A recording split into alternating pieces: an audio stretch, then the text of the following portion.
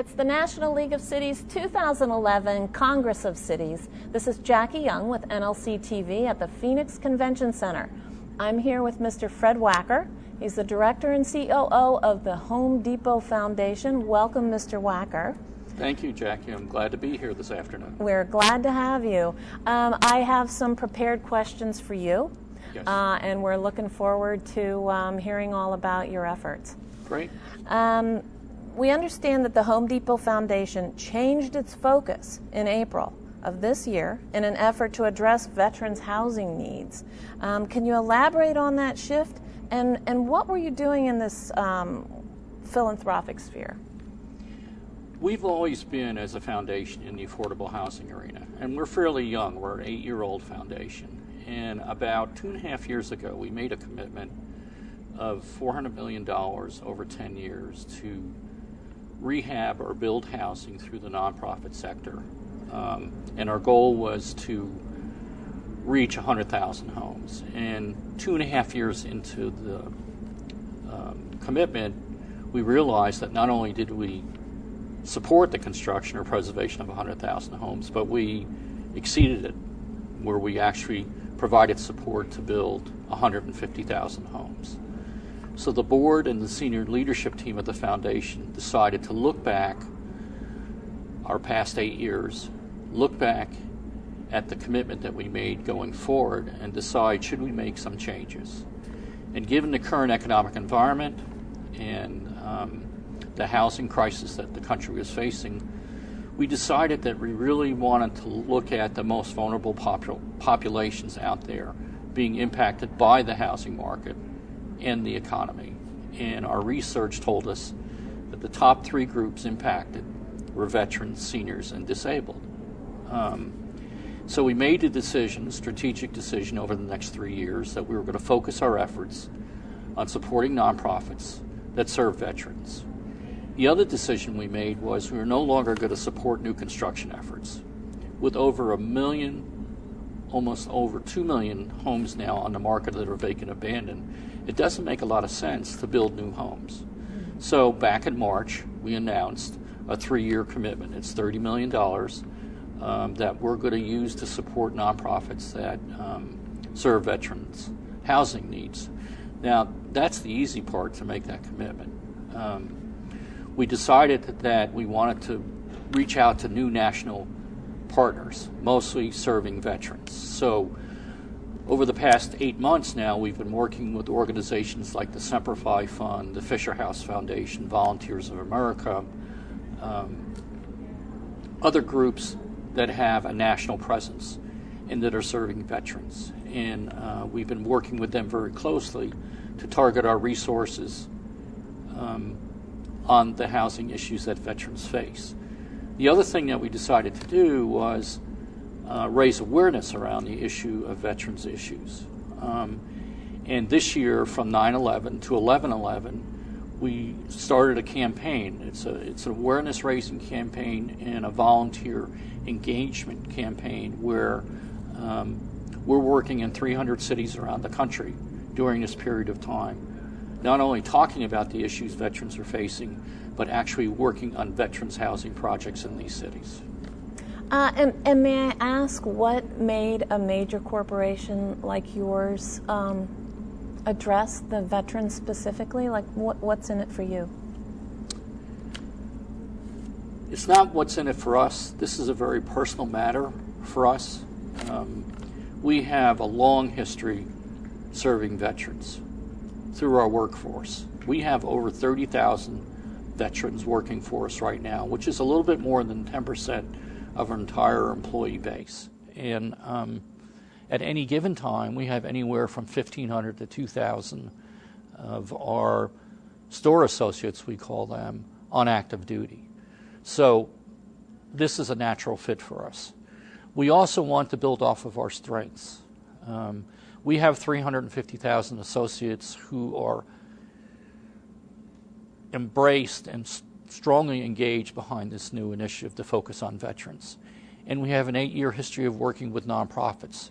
Between our associate base and our nonprofits that we work with, we have the capacity to make an impact by rehabbing homes for veterans. Another piece for us is the fact that our brand name goes a long way in leveraging other corporate partners and foundations to work with us and try to address this growing issue that the country is facing. So we're very proud of the new direction we're taking. New in the sense that we're putting a face on who we're serving. When you listen to a lot of foundations, they serve low and moderate income families and individuals. Veterans are in that category and often are swept under that, and people don't realize today the real challenges veterans are facing. So for us, it's really a personal matter. And can you give us a perspective on what you feel is the problem regarding veterans having a place to call home, and why are our veterans faced with this problem? Well, there are a lot of reasons why they're faced with the problem, and it's not just now. I mean, it goes back to World War II. We had a significant homeless population, and on any given night in this country today, we can have anywhere from 70,000 to over 150,000 homeless veterans on the streets. And that's a sad commentary. These are men and women that put their lives on the line for our freedoms, and they're living in the streets. And some of it has to do with post-traumatic stress disorder from being deployed so many times. Some of it has to do with the types of injuries that many of our military veterans sustained while in the war and need significant modifications that their homes don't afford them right now. Has to do a lot with breakup of families over so many deployments. There's a lot of reasons why we have the problem. No jobs when they return. And we feel like, as the Home Depot and the Home Depot Foundation, that we have a significant investment in helping veterans have a safe place to call home. And you've been in the veterans arena now for 8 months. What have you learned that you didn't know? Well, it's really interesting because I'm a veteran myself from the Vietnam era, and I felt this too when I came back from service, that I want to continue to give back to communities. I mean, veterans are leaders, they're problem solvers, and they want to continue to give back to their communities. That's one thing we've learned. A couple other things we learned is that veterans need more than just housing, particularly those that are suffering from disorders, from combat, the stress of it. They need supportive services. They need jobs. They need job trainings, because for many veterans, the skills that they acquired while in the military don't necessarily match the skill needs of the workforce today. So it's a combination of things that we need to focus on. The VA itself, by its own admission, says it's cannot provide adequate support to our women veterans that come out of service. And over the next 5 years, we're told that at least 50,000 women are going to be coming off of active duty. And we need to be focusing on how we can assist women with their housing needs. So there's quite a bit to learn. And finally, in working in 300 cities around the country with nonprofits serving veterans, we found that there's a very sophisticated group of nonprofits that are addressing this issue. And they are taking a multifaceted approach to serving the needs of our veterans. So we're very excited. We're only 8 years into it, or 8 months into it, I'm sorry, but we're looking forward to next year. Well, many of the National League of Cities member cities are located near military bases and are feeling similar veterans housing challenges in their communities. How can the Home Depot Foundation help them? Well, we're actually working in partnership in many of the cities I told you we're working in right now during celebration of service. Often we're working with, many cities have Veterans Affairs Director, or the mayor or city manager has appointed somebody to address the issues of veterans housing in those cities. So we generally start there. And in many cities, what we're seeing is funder collaborators being created, where the community foundation, where banks, where other philanthropic funders are combining their resources and laying out a strategic plan to work with veterans and nonprofits that serve them. And we're very excited about it because we've donated already this year over $13 million.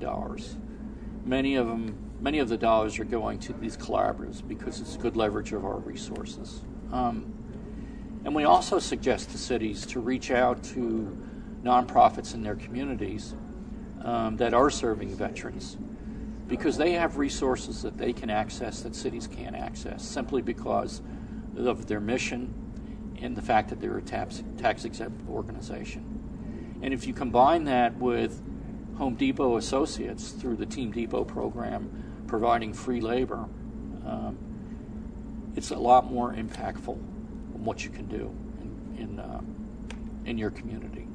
So we're reaching out to cities, and we're going to make a concerted effort in 2012 to reach out to cities, particularly that are around military bases. One, to assess what their needs are. Two, to provide advice on how to move forward. And maybe three, to invest funding in those cities. So if I came to you next year and asked you how you're doing, where do you see yourself next year and the year after that? Good question. I think what you'll see is we're going to be in 600 cities next year, and that we're going to be able to leverage our leadership, our brand name, our resources, and attract other corporations and other philanthropic organizations to the work that we're focusing on right now. I'm very excited about the potential of really trying to help the current administration meet its goal of ending veterans homelessness in 5 years. And as a veteran yourself, do you have anything to add that's personal to you about it? Well, something that really hurt me when we first moved into this new philanthropic area was there's an organization called Volunteers of America, and it has affiliate offices around the country. And we went and visited the Tampa affiliate, and they took us on a tour of the Everglades. And what I saw was camps of homeless veterans, men and women, from the Vietnam era. Vietnam was a controversial war, and many of our veterans, when they came back, felt embarrassed, felt unsafe because it was such a controversial war. And for many of the veterans, they retreated, back into the Everglades, because it was very similar to where they were living over in Vietnam. And to think 40 years since that war, we still have people living in tents that will not come out of the Everglades and try and get into a safe place to call home. And we're reaching out in many different ways now to soldiers like that in the Everglades through provision of mobile services. In many cases, they'll never come out of the Everglades. But when you think about how great this country is, to think that we have veterans still living in the Everglades is pretty sad. It is. That's very, very sad. But it seems to me that the foundation probably benefits from your perspective coming out of the Vietnam War and just being a veteran, it seems to me. They've told me that, and they've listened to all of our other veterans that are our associates And we've done a couple things. We have what's called an Aprons in Action program. You're very familiar when you walk into a store, you see the Home Depot orange apron. Right. And to raise awareness in the first year of our efforts to serve veterans, we had a competition between the stores to take the orange, drawing a blank. Orange apron? Apron, sorry. And to do some artistic work that reflects the attitudes of the veterans in those stores about what's going on today. And we thought maybe we'd get 50 or 60. Well, we had 700 stores out of our 1,900 submit Aprons in Action. And absolutely beautiful artwork. And the stories are different on every apron, and it reflects the experience that our veterans in those stores had during the different war areas. It's just incredible. And we posted it on our website, and we sent them back to the stores saying, you can do whatever you want with these aprons, but we suggest that you hang it in the front of your stores, or you give it away in your community to a veteran or a veterans organization. And most of the stores are displaying it first as you enter the store, but then they're giving it away into the community. So it's another way that we heard from our veterans about not only how good they feel about what we're doing, but what being a veteran means to them here in America. Well, it sounds like the Home Depot Foundation is kind of a facilitator of conversation and of help, of a grassroots movement, really. Well, our CEO, Kelly Caffarelli, Kelly and I were the first two employees of the foundation. I came actually from the Fannie Mae Foundation.